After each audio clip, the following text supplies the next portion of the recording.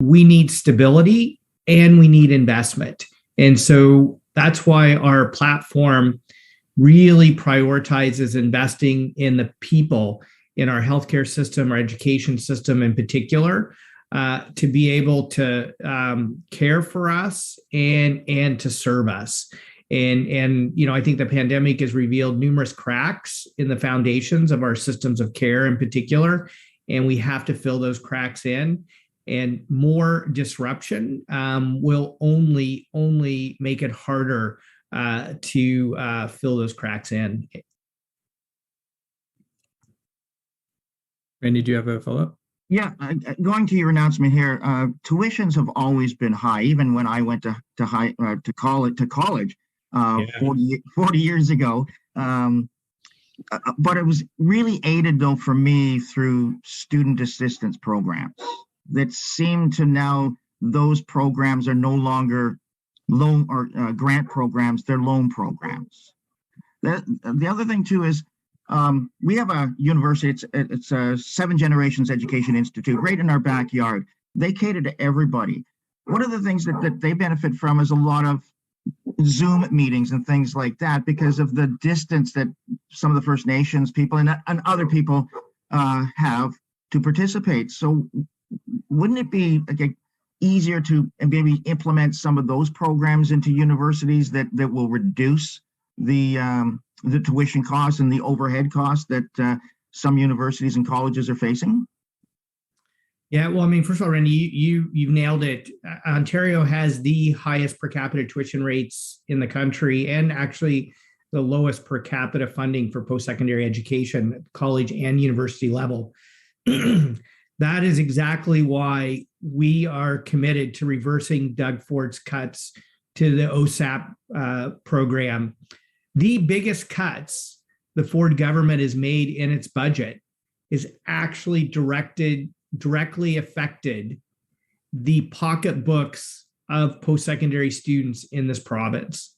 And so when we talk about the affordability challenges people are facing, students are bearing a disproportionate burden of those challenges. And that's why it's vital to reverse the cuts. We've made a commitment. It's a $3.5 billion over 4-year commitment. And as part of that commitment is to convert from loans to grants, because we know that the average student now is graduating with $26,000 of debt. And for some, particularly those from lower income households, it can be substantially higher than that. So imagine then going into the kind of housing market that young people are facing, or just the cost of living crunch that so many young people are facing.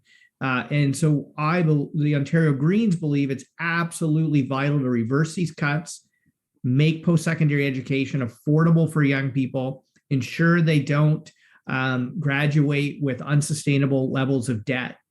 And let's be clear, this is important to our economy. We need a highly trained workforce to be able to compete globally, especially in the fastest growing emerging markets of the new climate economy. And we also know that young people spend money locally in our local economy, supporting local small businesses.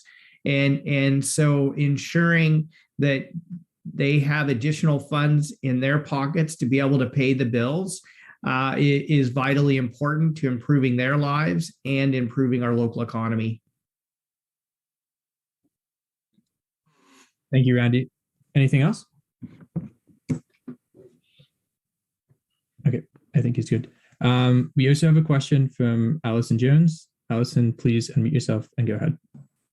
Hi, Mike. I'm glad you're feeling relatively well. I just wanted to ask about gas prices, since that's the topic of the NDP's press conference today. Just wonder, obviously, you philosophically believe that gas prices should not be kind of artificially lowered. But do you think there's any way that we should be addressing the gas prices right now in the midst of the affordability crisis and considering how high they are? Yeah, well, I mean, first of all, I would say that if you look in jurisdictions that have brought in regulations of gas prices, actually haven't worked in lowering those prices. And we see these fluctuations in oil and gas prices throughout history. I mean, the 1970s, we saw it with the OPEC oil crunch. We saw it right before the 2008 financial collapse. And now we're experiencing it again, partly post-pandemic, but primarily driven by this senseless invasion of Ukraine by Mr. Putin. The bottom line is if we're going to truly address the systemic challenges that people face when it comes to transportation costs, the best way to do that is to electrify transportation and just get big oil out of our wallets, period. How are the Ontario Greens proposing to do that? One, an immediate cut in half of transit fares so we can make transit affordable for people, while at the same time increasing investment and expanding the reliability and quality of service for transit. Two, making electric vehicles, new and used, as well as electric bikes, affordable for the average person. You know, the average car driver, for example, saves $2,000 a year on fuel costs driving electric versus an internal combustion engine vehicle. And then finally, we need to ensure that we build communities where people are not forced into long, expensive, soul-crushing commutes, where they're not forced to drive until they qualify for a mortgage. And so the Ontario Greens plan is to address the foundation, the systemic causes of the affordability crunch people are facing at the pumps right now, so that we can solve it for today, tomorrow, and well into the future.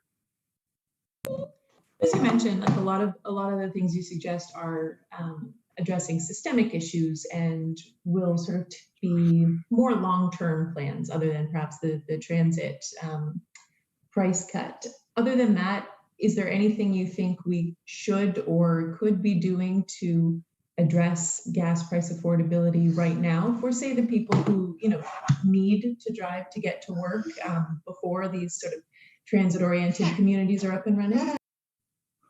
Yeah, well, I think there are multiple ways in which you can look at helping people address rising cost of living. For example, increasing the minimum wage so people have more funds in their pocket.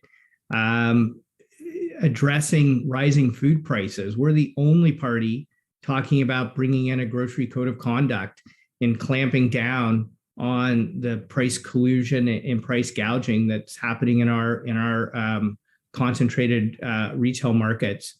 So there are a variety of different ways you can approach the affordability challenges people are facing. But the bottom line is we're facing a climate emergency. We have to act urgently. Tweaking the system will not reduce climate pollution, and it ultimately will not address people's affordability concerns. And that's why the Ontario Greens will continue to push for systemic and permanent solutions to people's rising cost of living related to transportation. We're the party that's putting forward new solutions to this old problem that continues to pop up over and over again. Let's fix it by getting big oil out of our wallets. We know that Ontarians ship about $25 billion out of the provincial economy to buy fossil fuels from other jurisdictions. If we keep that money in Ontario, fueling our transportation system with low cost, made in Ontario clean energy, that will create more jobs, more prosperity, and save people more money. Allison, any follow-up? Nope, thank you. Okay, thank you. Any more questions? Just message in the chat or use the raise hand. All right, that looks like everything for now. Well, I want to thank everyone for joining us this morning. I especially want to thank Elise and Shelby for the fantastic campaigns you're running. It is so important to have young people involved in the political process, especially as candidates, because your voice needs to be heard at Queen's Park and in this election campaign. And I just want young people all across this province to know that the Ontario Greens have your back. We know that a disproportionate burden of the cost of living crisis that many people are facing fall on the backs of young people. And we are here to support you, whether it's making housing more affordable or making post-secondary education more affordable. That is why we will reverse Doug Ford's cuts to OSAP. I don't understand what he has against university students and college students. We will reverse his cuts, and we will make post-secondary education more affordable for you and reduce your debt burden. Thank you, everyone, for joining us today.